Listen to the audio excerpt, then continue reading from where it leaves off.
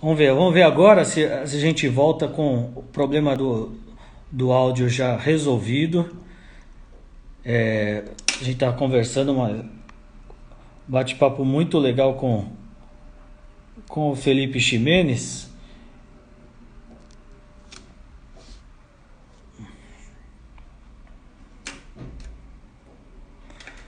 Vilaron tá aí. Beleza, Vilaron, um abraço. Vamos ver se a gente está com o Felipe. A gente está fazendo o convite, reconectando.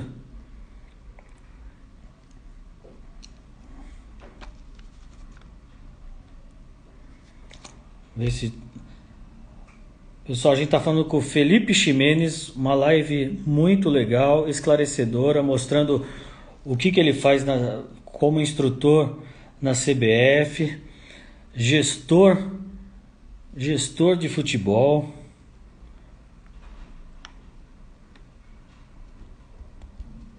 Ver se o Felipe Ximenes já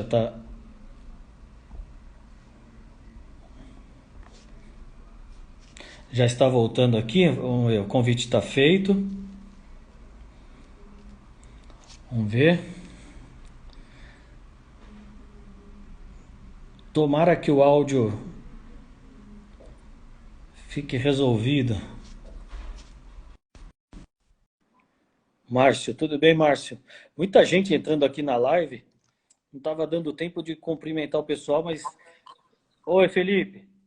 Tudo bem, Maurício? Voltamos. Poxa, bem na hora que você estava falando, muito legal, estava a sua resposta falando sobre essa. Eu perguntei se tinha alguma deficiência em alguns técnicos que você trabalhou na época.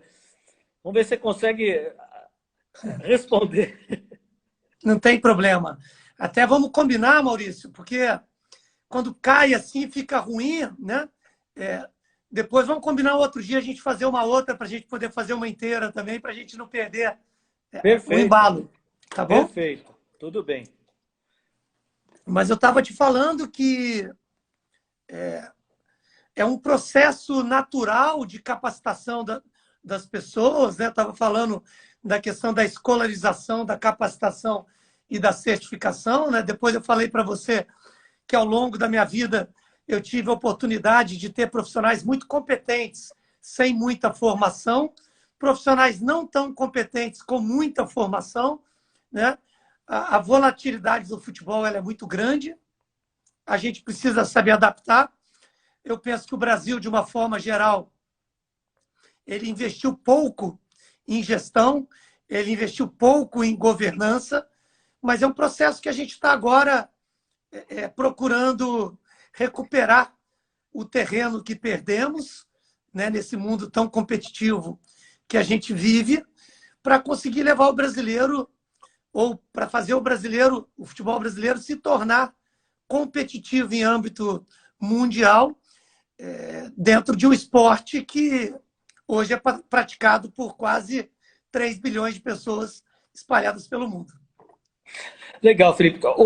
O que você, na época como dirigente, a tua relação com jogador, treinador, é, foi sempre bacana? Como é que foi? Como é que conduzir a carreira de jogadores? Porque você está lá como diretor e deve ser uma função meio que corrige aqui, corrige ali. Como é que era com o treinador e com o jogador? Maurício, o ambiente dentro de um departamento de futebol de um clube é um ambiente, por natureza, hostil e de muita pressão. Então, naturalmente, você passa por situações onde a gestão de crise é uma coisa comum e constante dentro do futebol brasileiro, né? Dentro deste ambiente do futebol. A volatilidade da percepção que as pessoas têm em relação aos seus times de coração é muito grande, né?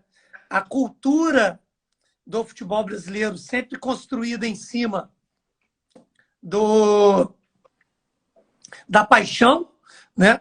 Onde os resultados, muitas das vezes, fantasiam uma realidade, às vezes com cores mais bonitas do que tem, e às vezes com cores mais feias do que tem. As cores mais bonitas depois de uma vitória, quando, na verdade, o trabalho não é tão bem feito quanto pareceu o resultado, e às vezes com cores não tão bonitas na derrota, quando tem trabalhos bem feitos que não são coroados com resultados dentro de campo.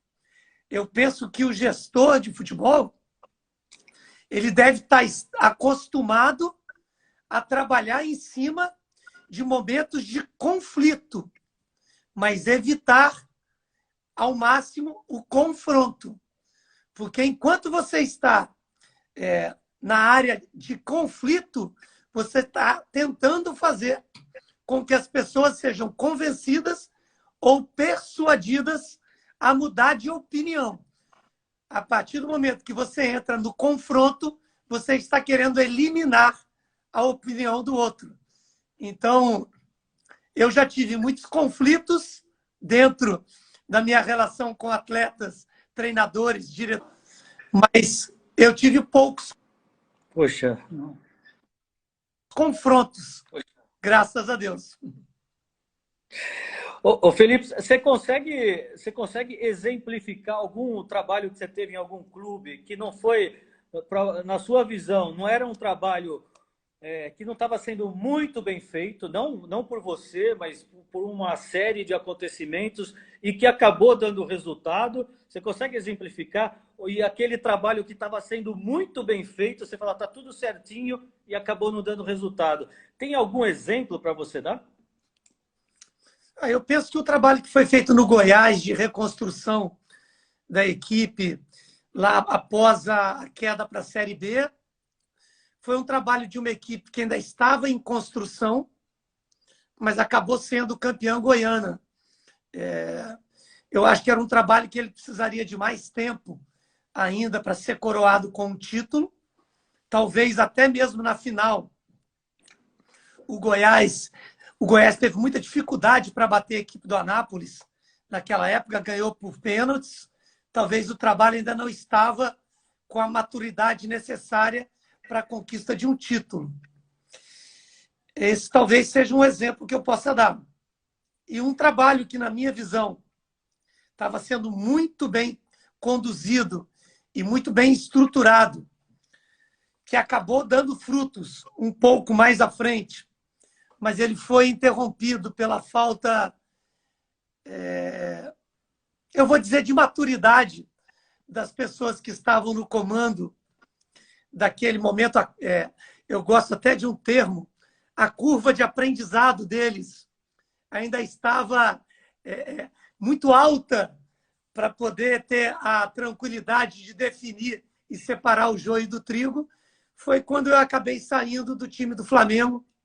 Eu acho que eu merecia ter seguido um pouco mais e beber um pouco dessa água limpa que outros profissionais vieram a beber no futuro. Talvez seria, do meu lado assim, pessoal, eu gostaria de ter seguido um pouco mais, porque eu achei que o trabalho estava caminhando. A gente acabou sendo eliminado na semifinal da Copa do Brasil, depois de termos vencido o Atlético Mineiro aqui no Maracanã por 2-0, acabamos perdendo lá por 4-1. Talvez, se a gente não tivesse perdido esse jogo dessa forma tão doída, talvez eu tivesse continuado um pouco mais o trabalho. Mas vida que segue. Pô, já que a gente está falando do Flamengo, deixa eu te fazer uma pergunta, porque a gente sempre... Eu já estive ali no Flamengo, na Gávea, e vi um clube, clube mesmo, a parte, a estrutura, a parte física ali, é um negócio meio abandonado na época que eu estive lá, já faz um tempinho, pelo tamanho do Flamengo. Qual que a tua impressão quando você esteve lá, Felipe? O Flamengo poderia ser muito maior hoje, por exemplo, hoje você vendo, porque a gente não fala só o time Flamengo, o clube não poderia ser muito maior pelo número de torcedores, pela a paixão, pelo que representa? Então, Maurício, na verdade, deve fazer bastante tempo realmente que você não vai no Flamengo, né? O Flamengo é um outro clube em praticamente todos os aspectos, né? Uhum. desde a sua negociação das dívidas passadas até na melhoria da sua infraestrutura física, né? na governança do clube como um todo, na expansão das receitas, na formação de atletas, no investimento dos seus centros de treinamento. Eu penso que o Flamengo vem já há quase 8 anos fazendo um trabalho incrível de recuperação. Eu não diria nem recuperação, eu diria mais um trabalho de construção de uma governança mais sólida, o que acabou se traduzindo em grandes títulos somente agora no ano de 2019. Né? O Flamengo tinha grandes títulos no passado, sem ter essa estrutura física e governamental que tem agora. Isso era uma cobrança, né? Às vezes até motivo de chacota com relação às diretorias que ali estavam. E eu penso que agora o Flamengo, sem dúvida nenhuma, deu passos muito importantes para que ele possa ter uma sequência e um crescimento sustentado que ainda não tem. Né? Eu penso que o ano de 2019 foi um bom ano para o Flamengo, mas eu penso que o Flamengo precisa ter aí pelo menos 4 ou 5 anos de resultados esportivos sustentados para que ele realmente possa dizer que tempos como uma década atrás não voltarão mais a fazer parte da história do Flamengo. Então tem um pouquinho do teu trabalho aí nessa Libertadores 2019, tem o trabalho do Felipe também está ali.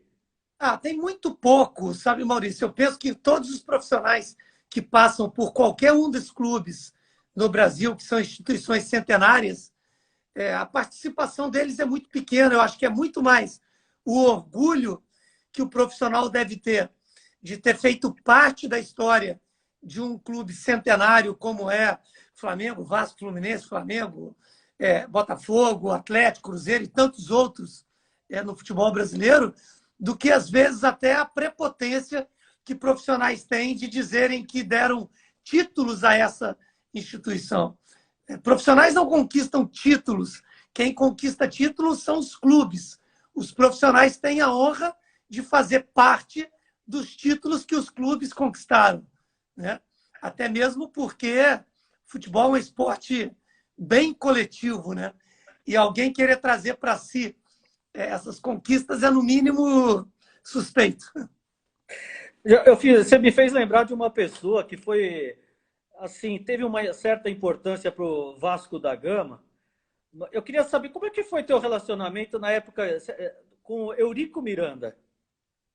Eu tive um excelente relacionamento, não só com o Eurico Miranda, como toda a família Eurico Miranda, desde a dona Silvia, ao Mário Ângelo, a Silvia, o Eurico, Ângelo e o Álvaro, que são os 4 filhos dele. Eu penso que o Eurico é um personagem muito importante na história do Vasco. Talvez em algum momento tudo isso que eu coloquei de uma forma conceitual um pouco atrás possa ter feito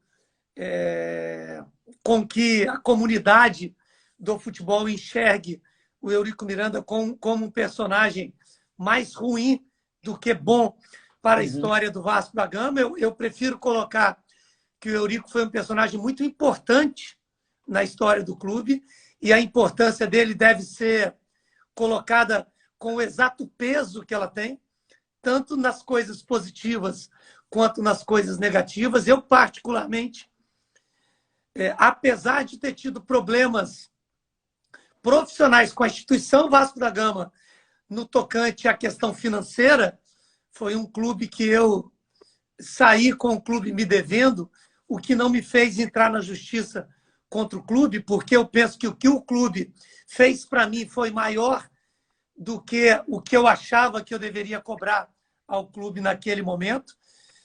Mas até os últimos dias da sua vida, eu sempre fui tratado com muito respeito, tanto pelo Eurico Miranda, como por toda a sua família. E assim, eu tenho... O Vasco faz parte de um momento muito importante da minha vida profissional e eu só tenho gratidão a esse clube. Eu cheguei até a morar embaixo da arquibancada de São Januário. Então, assim, tenho muita história com aquele clube ali. Eu sei que o que representa eu, inclusive... É claro que eu não quero trazer para mim, mas eu fui talvez um personagem importante na fundação do Colégio Vasco da Gama há 20 anos atrás, que até hoje é motivo de orgulho para aquela instituição.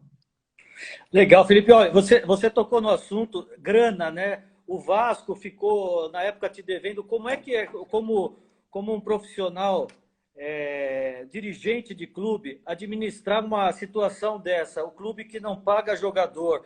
A gente ouve muitos jogadores, treinadores, sempre falando, fiquei tanto tempo, vi que não ia receber, não recebi. E aí, gerenciar a crise numa situação dessa? Geralmente, você até citou o teu caso, não recebi, não coloquei na justiça, mas independentemente de você não receber, você também devia ver também muitos jogadores e treinadores sem receber, né? Até é importante que se esclareça isso, né? Isso é uma posição de cunho absolutamente pessoal, né? Certo. As pessoas devem tomar as atitudes que cabem a elas e não influenciar nas atitudes que cabem a terceiros e muito menos julgá-los por isso, né? Uhum. Receber o seu salário é um direito do trabalhador brasileiro. Reclamar este direito na justiça também é um direito que cabe ao trabalhador brasileiro.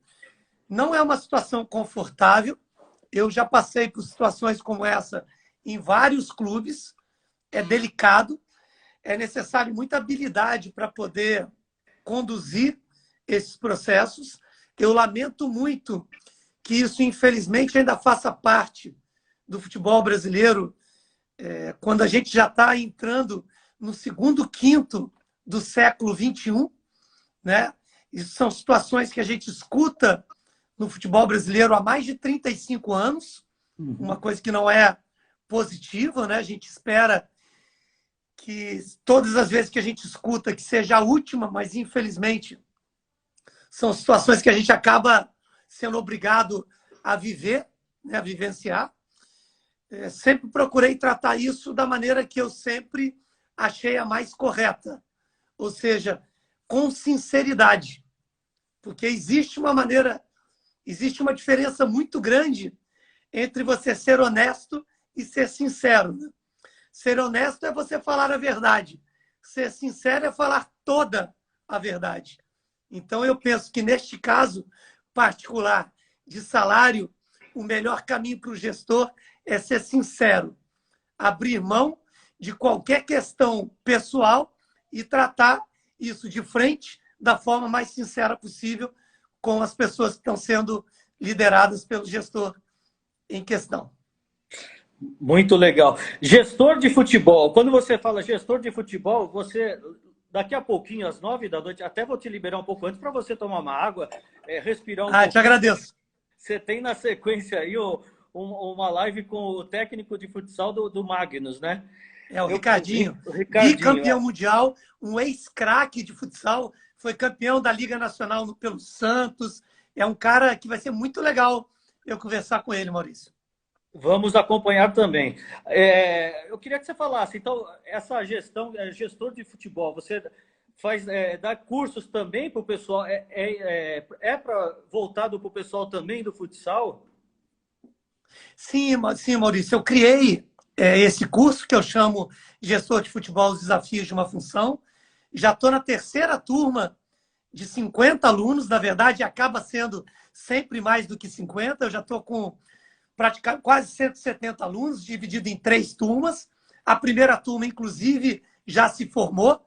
A turma 2 e a turma 3 estão em pleno andamento. Eu estou muito feliz pelo fato de eu estar conseguindo dividir toda a minha vivência de gestão com essas pessoas.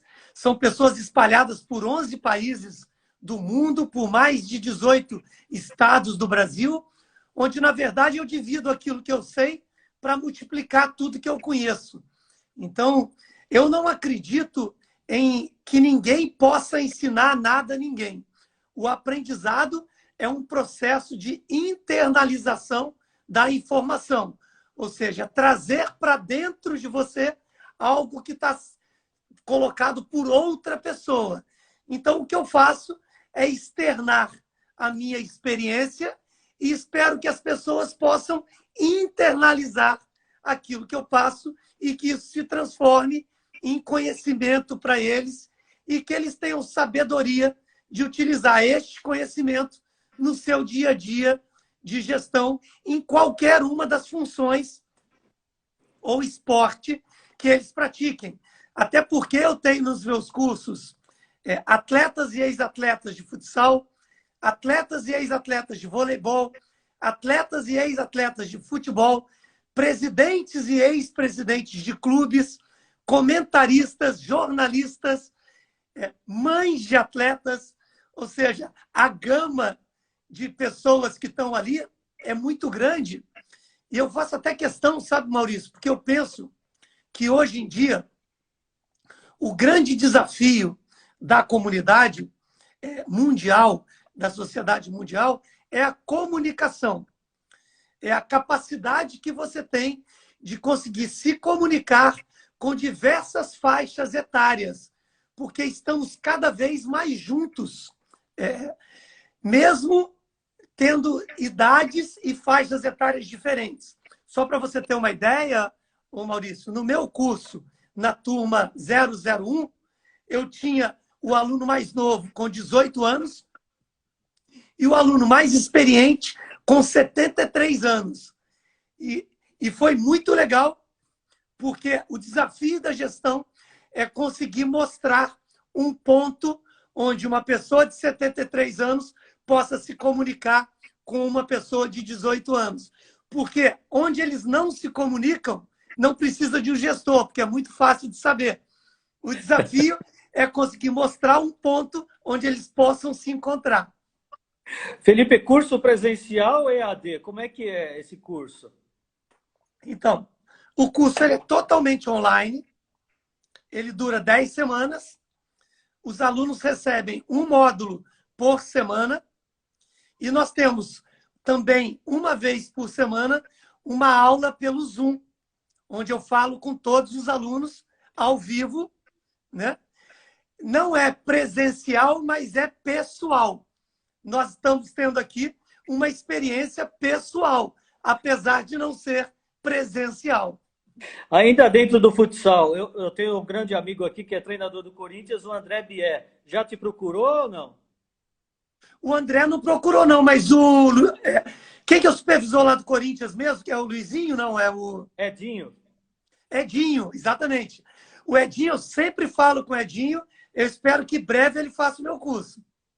Bacana. Para te liberar, já que você foi dirigente de Flamengo e de Fluminense, nesta quarta-feira nós temos uma decisão aí, né, do Campeonato Carioca. Tá certo que bem fria, porque não temos torcida. O que dá? Flamengo ou Fluminense? Você acha que é total aí como é que a gente fala? Favoritismo? Favoritismo é do Flamengo? Como é que você acha? Bom, Maurício, eu até escrevi um texto. Eu escrevi um texto essa semana, chamado, inclusive, Fla-Flu, no meu Instagram. Até aconselho para todas as pessoas que estão nos lendo, que elas possam ir no meu Instagram, me seguir e ler esse texto Fla-Flu. Eu penso o seguinte, nós somos muito impactados ainda no futebol pelos resultados momentâneos e pelo histórico curto que temos do passado e esquecemos da grandeza das instituições que são, no caso, Flamengo e Fluminense. Eu nunca acreditei e continuo não acreditando neste favoritismo absurdo do Flamengo sobre o Fluminense. Os 2 primeiros jogos entre essas equipes mostrou isso e acredito que amanhã também será um jogo muito equilibrado, que talvez, por uma situação ou outra, possa pender tanto para Flamengo quanto para o Fluminense. O Flamengo pode amanhã aplicar uma goleada sobre o Fluminense e todos saírem dizendo que o Flamengo é muito superior ao Fluminense. Eu não acredito em nenhuma dessas coisas. São duas equipes em formação. É natural que o Flamengo hoje tenha um investimento no seu elenco muito mais alto do que o Fluminense. É uma variável importante, mas ela não é decisiva para definir quem será o campeão nos 90 minutos. E talvez seja por isso que o futebol seja tão apaixonante a ponto de tricolores e flamenguistas estarem mesmo com um campeonato tão, vamos dizer assim, fragmentado, com um momento tão duro de não termos ninguém dentro do estádio, com brigas políticas sobre transmissão, ainda trazer para a gente aquela expectativa de um Fla-Flu. É por isso que o futebol é tão encantador e apaixonante, Maurício. Legal, Felipe. Olha, tomara mesmo que seja então um jogo bem bacana, como você disse, podemos ter uma surpresa, e surpresa no bom sentido, né? Queria te agradecer demais, porque já você tem uma nova live aí, e espero um dia poder fazer seu curso, porque eu acho você um cara extremamente diferenciado, acima da média. Obrigado mesmo, Felipe. Grande abraço para você, boa noite, saúde aí. Ô Maurício, muitíssimo obrigado pelo convite. Me perdoe mais uma vez ter pedido para antecipar um pouco a nossa live. Vamos fazer o outro dia. Espero que as pessoas que estejam nos assistindo, quem me segue já sabe, Maurício, quando eu estou sem óculos, eu não estou enxergando nada aqui embaixo, eu não sei quantas pessoas tem, não sei que horas são. Assim, eu agradeço muito. Espero que você possa seguir a minha live agora com o Ricardinho, que as pessoas que estão aí nos assistindo também possam indicar a live que eu vou fazer, que vai ser muito legal com o Mister, e que a gente tenha a oportunidade de conversar um outro dia. Legal, Felipe. Obrigado mesmo. Grande abraço. Um grande abraço para você. Valeu. Tchau, tchau. Tchau.